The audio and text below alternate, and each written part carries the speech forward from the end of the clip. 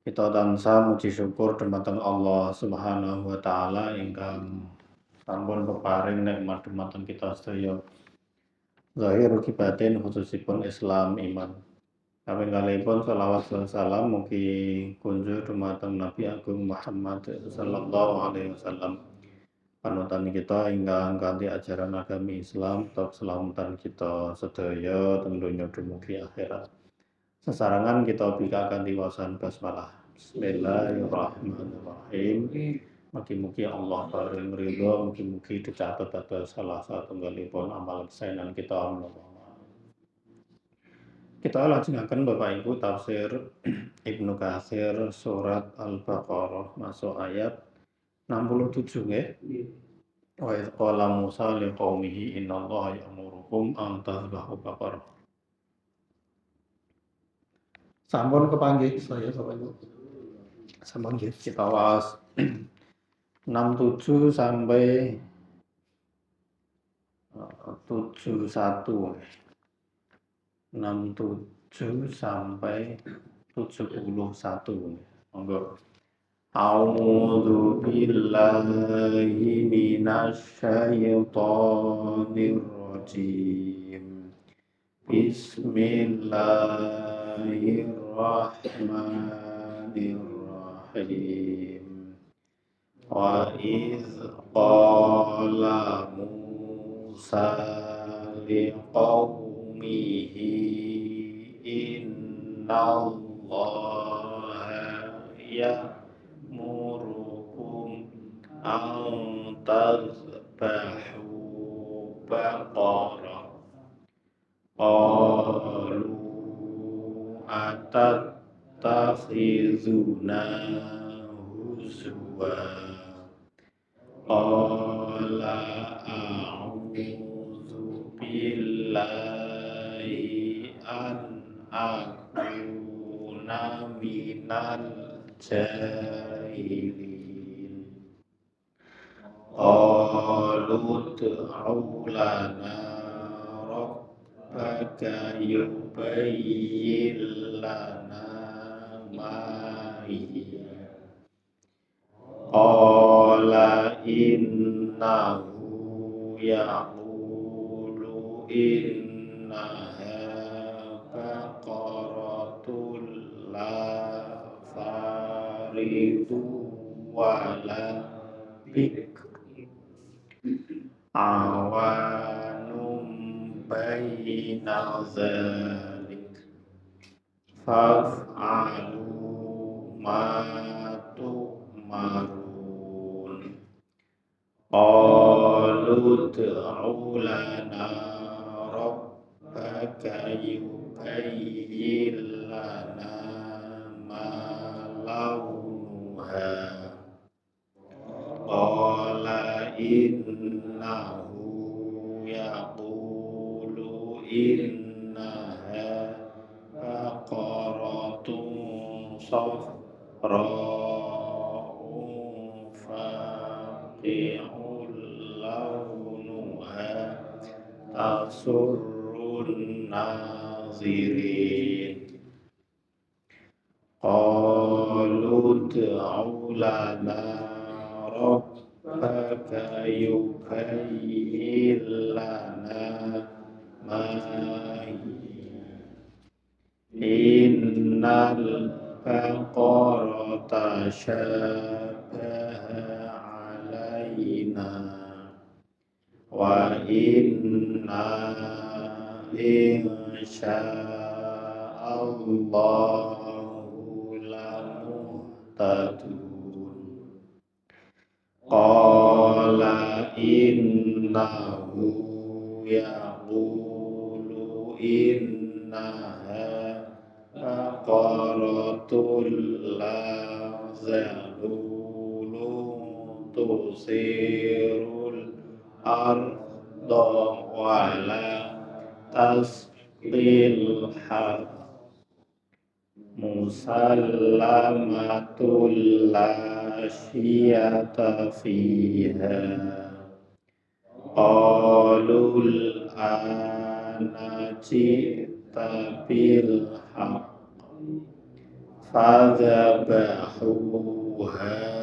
wa ma kadu yaf'alun. Bapak Ibu rahimakumullah, ayat-ayat ingkang kita waos niku wau berkisah tentang Nabi Musa dan kaum Bani Israel ketika kaum Bani Israel niki diperintahkan untuk menyembelih sapi. Niki kenapa disebut sebagai surat Baqarah nggih? Karena niki salah satunya di dalam surat niki ada kisah tentang sapi betina niki.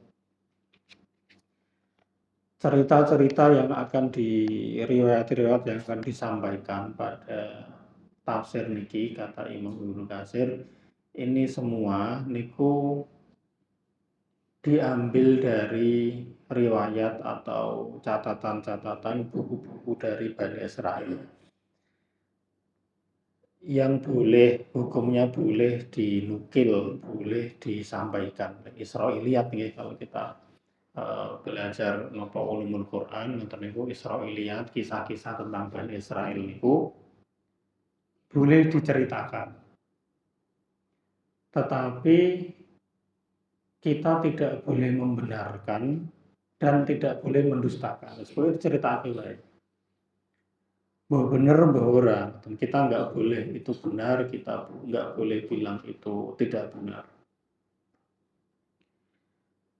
Yang kita jadikan standar adalah sesuai enggak dengan nopo niku aturan yang ada di dalam agama kita. Jadi la yu'tamadu alayya illa ma wafaqal haqq indana.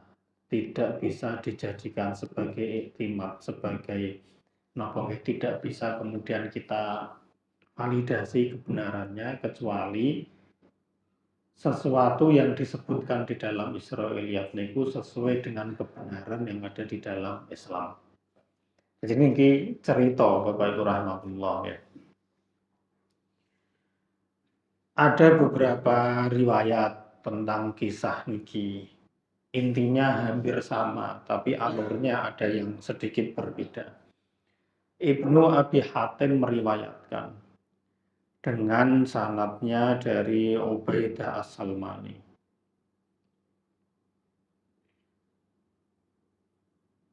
Qala beliau mengatakan karena rajulun min Bani Israil aqiman. Dulu ada seorang lalaki dari Bani Israel niku akim. Nggih, mandul lah gitu nggih. La yuladu lahu. Dia tidak memiliki anak, mandul. Dan orang ini kaya raya. Orang duwe anak sugih. Dan sing marisi niku anak lanange dulure lanang. Berarti napa keponakan nggih, ponakane. Sing marisi niku ponakane. Wong sugih ranti anak sing marisi ponakane. Lalu kemudian ponakane niki membunuh si lelaki niku. Dan lek ndang entuk warisan. Setumpo ora mati-mati, suwan lek ngenteni pateni sik. Ngoten. Kasarane ngoten. Faqatalahu lalu kemudian dia membunuh si laki-laki niku. Tumahtamalahu lailan. Lalu jenazahnya niku wau dibawa pada malam hari ditaruh di depan pintu rumah seseorang pas bumi. Summa asbaha yadda'ihi. Lalu kemudian ketika pagi hari si keponakan itu tadi niku menuduh orang yang jenazah pamannya ditaruh di depan pintunya niku. Oh sing mateni kuwi dan seterusnya ngoten lah. Sampai orang-orang niku ya do padu. Karena yang satu mungkin merasa tidak melakukannya, terus keluarga besarnya membela. Intinya saling bertengkar. Lalu kemudian ada sesepuh lagi orang yang pendapatnya niku didengar di kalangan di kalangan kaum Bani Israel, dia mengatakan, alama yaqtulu ba'dukum ba'dzan, kok malah do paten-patenan nih piye? Kasarane ngaten. Wa hadza Rasulullah fikum, lahum kowe iki duwe rasul, Nabi Musa maksudnya. Kamu itu punya utusan Allah kok kamu malah pada tengkar sendiri. Coba konsultasikan masalah ini kepada Nabi kita, yaitu Nabi Musa. Maka kemudian orang-orang itu tadi mendatangi Nabi Musa, lalu menceritakan kejadian yang terjadi sampai mereka bertengkar ngoten niku. Faqala, kemudian jawab Nabi Musa ketika diberitahu atau dikasih cerita ngoten niku, atas perintah Allah ngoten nggih, Nabi Musa bilang, innallaha ya'murukum an tadhbahu baqarah. Allah memerintahkan kalian untuk menyembelih sapi betina. Dan ini kan mboten nyambung to nggih. Lagi do padu urusan sapa sing mateni, lalu kemudian Nabi Musa ngomongi Allah memerintahkan kalian untuk menyembelih sapi betina. Maka kemudian mereka mengatakan qalu atattakhiduna huzwa. Mereka respon mereka atas apa yang disampaikan oleh Nabi Musa niku, mereka mengatakan ngece apa piye iki Nabi? Wong masalah kita ini serius, masalah pembunuhan kok malah jenengan niku merintahke kon nyembelih sapi. Atattakhizuna huzwa. Apakah engkau menjadikan kami ini sebagai lelucon? Jawab Nabi Musa, jenenge Nabi niku ya gur dikon terus dilaksanakan ngoten mawon nggih. Qala a'udzu billahi an akuna minal jahilin. Aku berlindung kepada Allah kalau termasuk dari orang-orang yang bodoh. Orang mungkin aku kemudian ngono kuwi kasaran ngoten lah jawabane Nabi Musa ketika diprotes para umatnya. Nah, lalu kemudian di ayat berikutnya kan orang-orang Bani Israel niku kemudian mengatakan qalu ud'u lana rabbaka yubayyin lana ma hiya. Ya wis nek ngono tekonke Tuhanmu, kata kaum Bani Israel. Tanyakan kepada Tuhanmu untuk menjelaskan kepada kami sing dimaksud sapi betina kuwi apa? Sing kaya piye? Padahal di dalam riwayat Ibnu Abi Hatim ini dikatakan seandainya orang-orang Bani Israel niku ora kakian tekon, orang telesahke ngoten ketika menanyakan nggih, cukup bagi mereka untuk menyembelih sapi betina apapun. Neng goro-goro mereka niku menanyakannya niku secara detail, ya wis saiki nek memang ngono, sapi sing kaya apa? Lho sakjane perintah Allah yang global seperti itu, pokoknya ketemu sapi betina beleh ngoten mawon itu rampung. Tapi goro-goro mereka niku ya bertanya niku semakin detail ngoten. Maka Allah juga napa niku ya memberatkan untuk mereka sing kudune sapi ndi wae entuk, tetapi pada akhirnya ada beberapa kriteria yang harus mereka penuhi.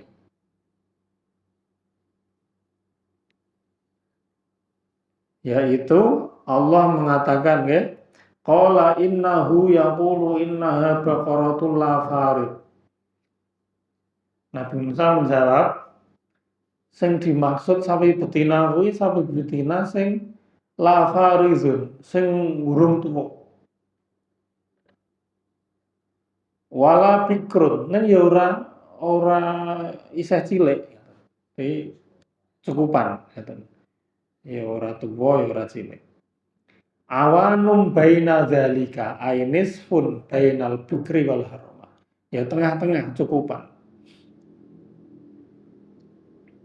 Wes, Mereka tahu, oh berarti yang dicari adalah sapi betina sing usiane cukupan, ora tua, ora cilik. Tidak sampai di situ, kaum Bani Israel kemudian menanyakan lagi, qalu ulana rabbaka yubayyin lana ma launuha. Oke, sakniki coba jenengan tangletke melih kali pangeran jenengan, ngoten. Warnane opo? Niku lah ya. Bajane ora perlu to ngoten niku. Mereka mengatakan ma launuha, warnane opo? Lalu jawab Nabi Musa, innahu yaqulu innaha baqaratun safra. Faqi'ul launuha. Allah menyatakan bahwa sapi betina niku warnanya niku kuning. Sing cemlorot, ngoten nggih. Faqi'ul launuha niku warnane cemlorot. Tasurrun nazirina. Ketika orang-orang niku nonton niku seneng. Sapi ingin warnane kok iso ngoten.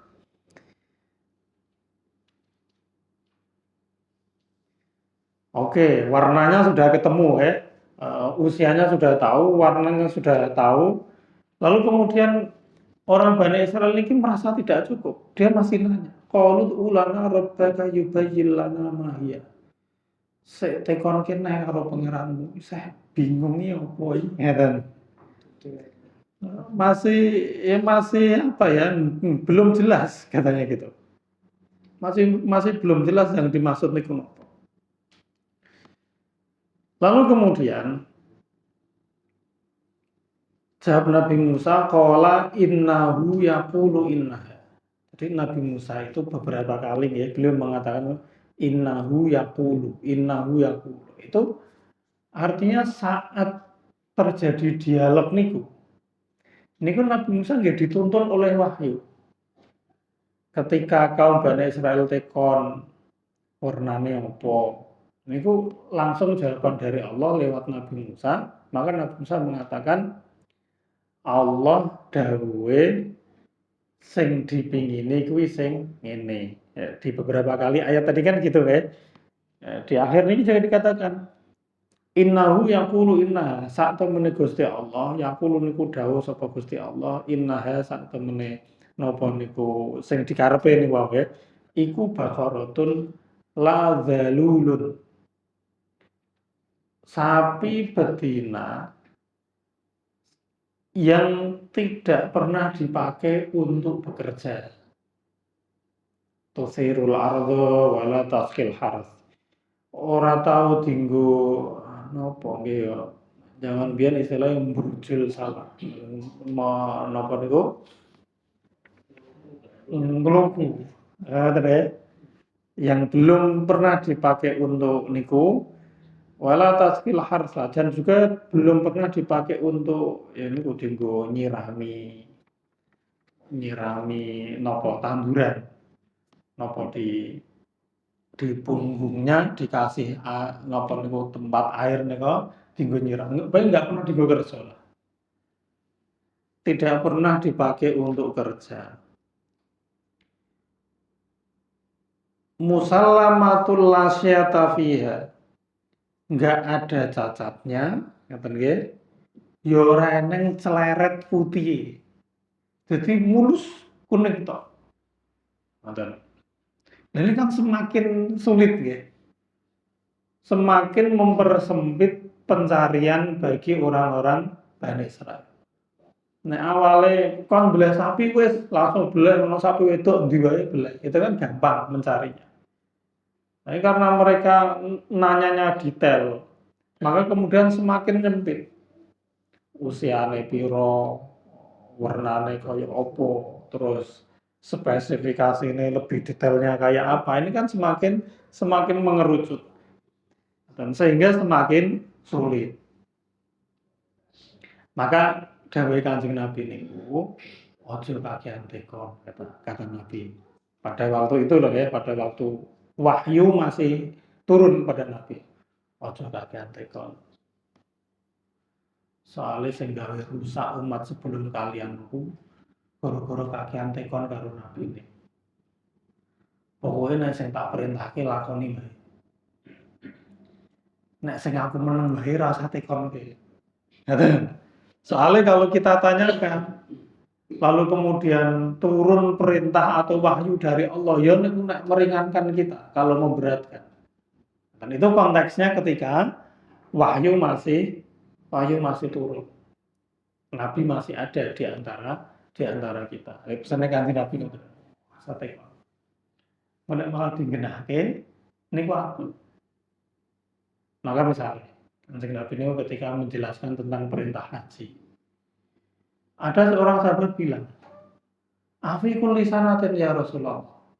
Ngoten niku ben tahun Kanjeng Nabi. Kanjeng Nabi mengo, enggak jawab mengo.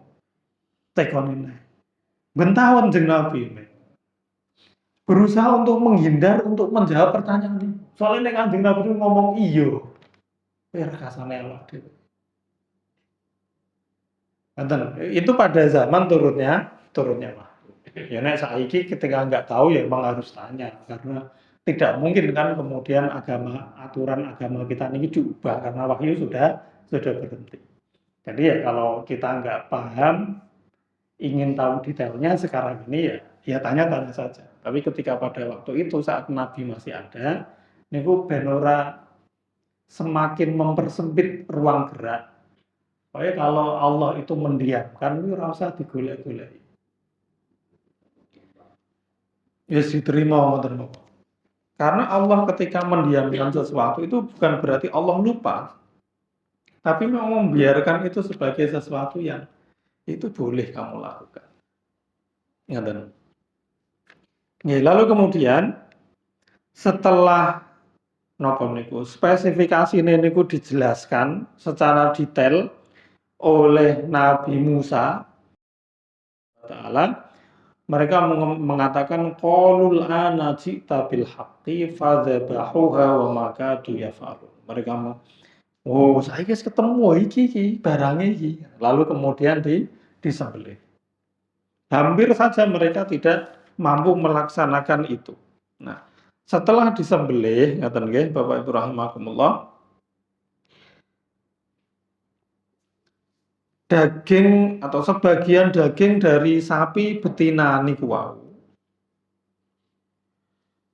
Niku dipukulkan ke salah satu anggota tubuh dari orang yang meninggal niku wau. Nah, ning tukune niku nggih mahal banget. Setelah dicari-cari, ngoten, ternyata dalam riwayat Ibnu Abi Hatim niki, setelah dicari-cari niku, mereka mendapati jenis sapi betina ingkang ngoten niku wau, niku dimiliki oleh seseorang ngoten nggih, sing gur duwe sapi kuwi tok, siji kuwi tok. Ketika mau dibeli, jawab dari si pemilik sapi niku, wallahi la anqusuha min mil'il jildiha dzahaban. Aku ora bakal ngedol sapi iki. Kecuali mbok genti dengan emas sepenuh kulite. Jadi misalnya kulite niku dikuliti ngoten nggih. Kuwi isine emas kabeh nek kebak lagi tak tuku.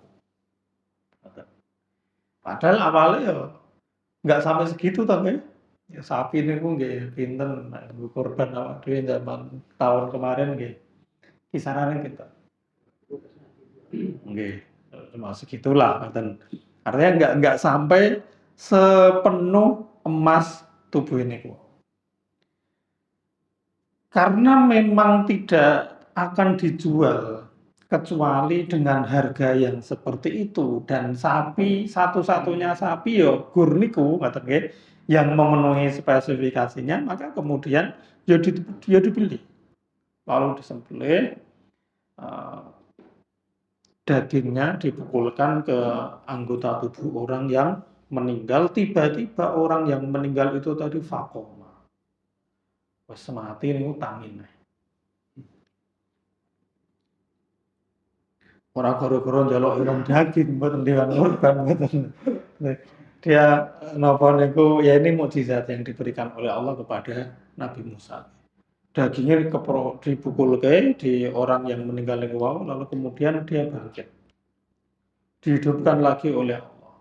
Faqalu, maka kemudian orang-orang bertanya, man qatalaka, sing mateni kuwi sapa? Ditanya seperti itu. Lalu kemudian orang yang hidup kembali niku mengatakan hadza, iki lho ponak aku iki sing mateni. Padahal dia sing napa niku odo-odo ngoten ya, menuduh orang lain. Lalu si orang yang hidup kembali niku wau dia menunjuk niki hadza, iki anake dulurku lanang dhewe, ponak aku dhewe. Setelah menunjuk si pelaku, dia meninggal lagi. Jadi ambruk meneh lalu mati. Maka kemudian ponakan niku wau nggih niku ditangkap oleh ya orang-orang, lalu dia dihukum dengan cara dibunuh. Jadi wis ora entuk warisan, malah mati. Niku wis rungokne lho. Dan niku juga hukum atau syarat warisan di dalam agama kita. Orang niku entuk warisan teng Islam nggih. Salah satu syaratnya dia bukan pembunuhnya. Nah, ono wong kemudian iki mbah kurang mati-mati, duwite akeh. Pateni sik wae aku ben entuk warisan. Orang seperti itu justru malah tidak berhak untuk mendapatkan waris. Karena dia tidak memenuhi syarat. Wis dinteni wae ya wis tuwa ora bakal mlungsuhi kan iki. Ning ya mosok ya mun sing dinteni kok ya warisane kan nggih mboten. Tapi ngoten. Maka kemudian si pemuda itu tadi ya akhirnya dihukum maksimal lalu tidak mendapatkan apa yang dia inginkan. Itu satu riwayat mengatakan seperti itu nggih. Niki gur cerita mau. Riwayat yang lain dari Adam bin Abi Iyas di dalam nopo tafsirnya beliau menceritakan dengan sanadnya dari Abu Aliyah.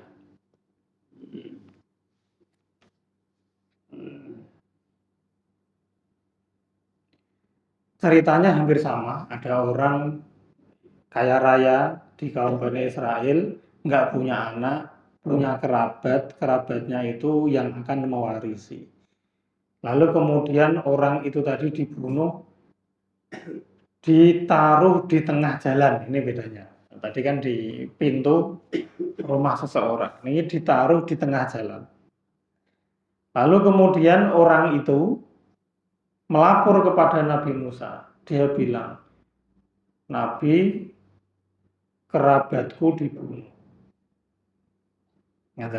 Dia pembunuhnya, tapi dia yang ngomong sendiri, Nabi, kerabatku dibunuh.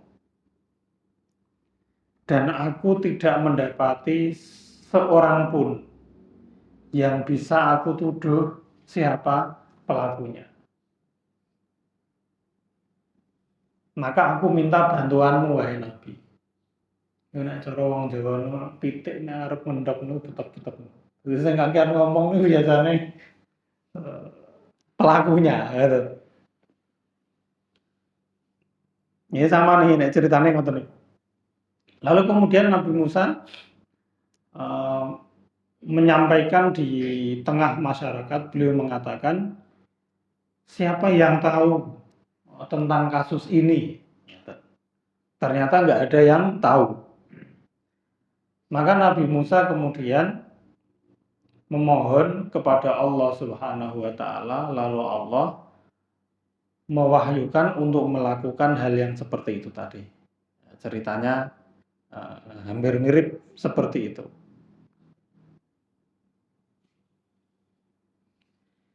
Hanya saja riwayatnya di sini dikatakan bahwa sapi niku dimiliki oleh seorang tua yang merawat anak-anak yatim. Ana wong tua sing ngopeni panti asuhan lah sakniki. Ngoten nggih. Dia ini punya sapi. sapi yang dimaksud untuk disembelih niku wau punya si ajus itu tadi, punya si orang tua niku.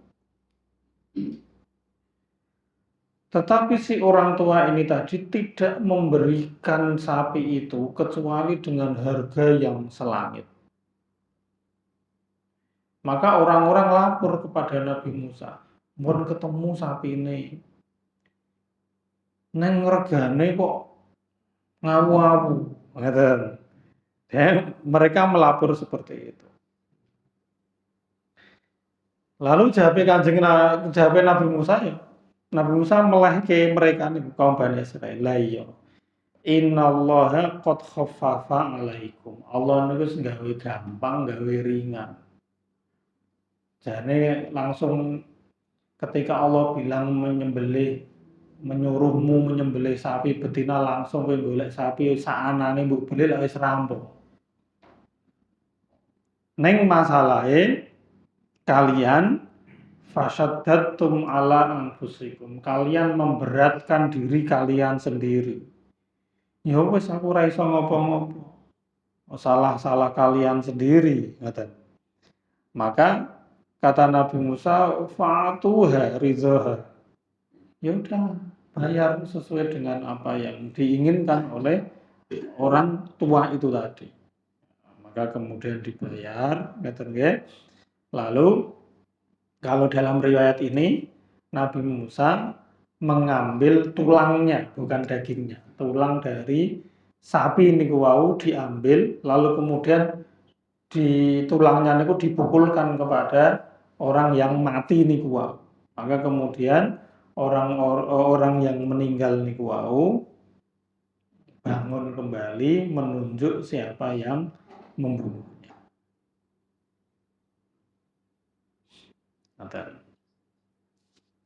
Dalam riwayat yang lain dari Muhammad bin Jarir dengan sanadnya dari Ibnu Abbas terkait dengan kisah niki. Jadi ada orang di kalangan Bani Israil ini wau sugih ora duwe anak. Kemudian ahli warisnya pengen lendang, ngoten nggih. Pengen lendang marisi tetapi orang mati-mati. Ngoten. Wa innahu lamma tatawala alaihim alla yamuta amhum atahum syaitan. Ketika nunggu-nunggu orang mati-mati. Kemudian setan itu datang. Dengan ya pakaian manusia, ngoten. Lalu setan itu usul ngeten. Halakum ila antak tulu. Wis dipateni wae kuwi. Pak Demo iki pateni wae. Ngoten.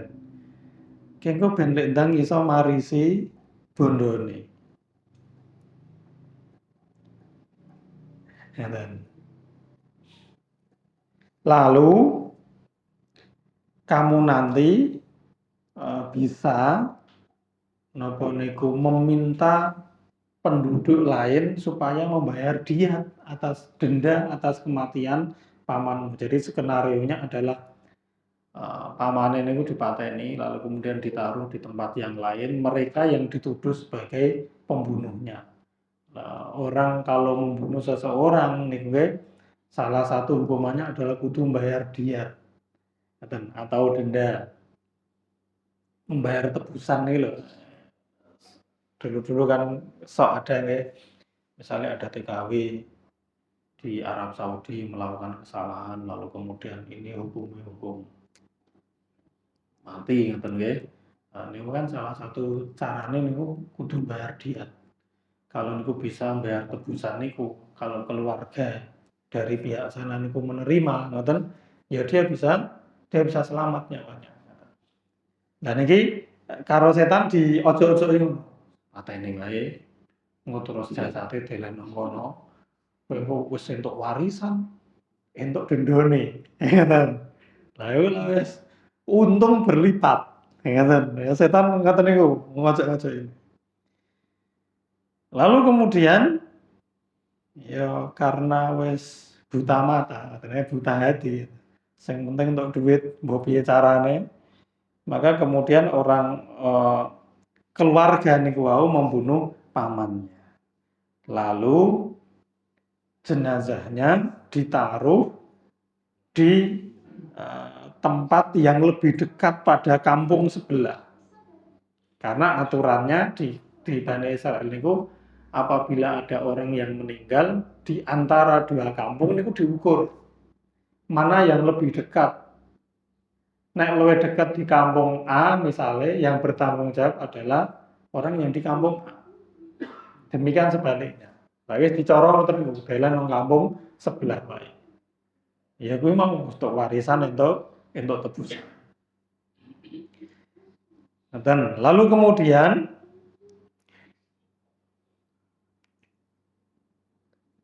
ketika pagi hari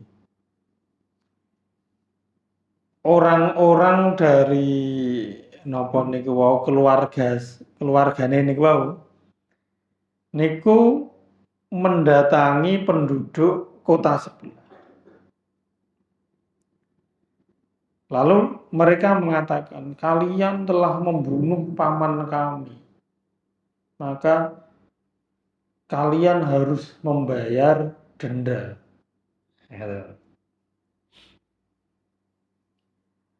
Penduduk kota sebelah niku mereka bersumpah, kami tidak melakukannya. Pintu antar satu kampung dengan kampung yang lain itu ada pintunya. Di sini dikatakan, kami tidak membuka pintu kampung kami ini, sejak semalam. Aku lagi buka ini mau. Tiba-tiba sudah ada yang meninggal. Padahal selama semalam tadi itu nggak ada yang keluar dari pintu ini. Dan lalu kemudian mereka semua datang menemui Nabi Musa alaihissalam. Si pembunuh, keluarga pembunuh mengatakan kepada Nabi Musa, paman kami terbunuh di dekat pintu masuk kampung sebelah. Lalu penduduk kampung sebelah mengatakan, kami bersumpah tidak membunuhnya dan tidak membuka pintu sejak kami tutup malam itu. Maka kemudian malaikat Jibril mendatangi Nabi Musa. Lalu malaikat Jibril mengatakan atas perintah Allah, qul lahum, katakan kepada mereka, innallaha ya'murukum an tadhbahu baqarah. Allah memerintahkan kalian untuk menyembelih sapi betina.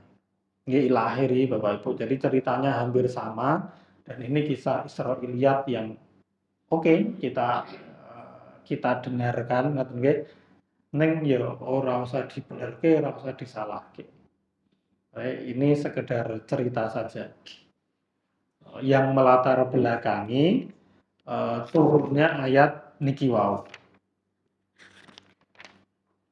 Apa pelajaran Bapak Ibu yang bisa kita ambil ya, dari kisah-kisah ini tadi? Pelajarannya adalah ini wau, satu, kita tidak usah mempersulit diri dengan nopo detail ke masalah.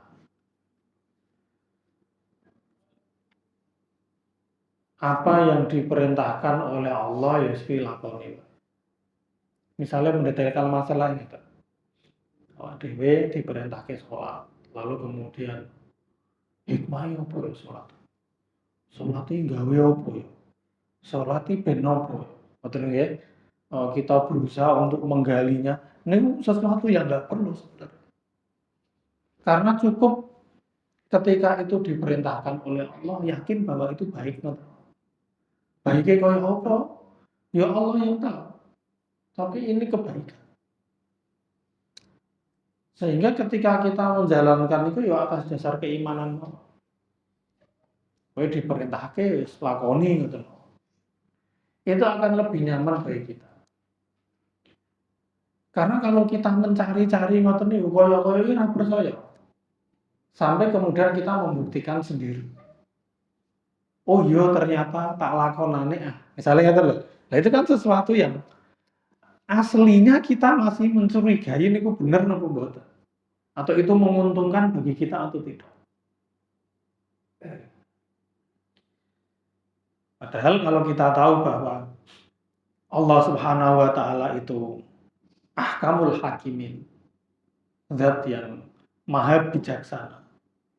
Tentu apapun yang diperintahkan oleh Allah itu atas dasar kebijaksanaan Allah Subhanahu wa taala. Jadi ya sudah, dadi wong iman niku pokoke sami'na wa ata'na.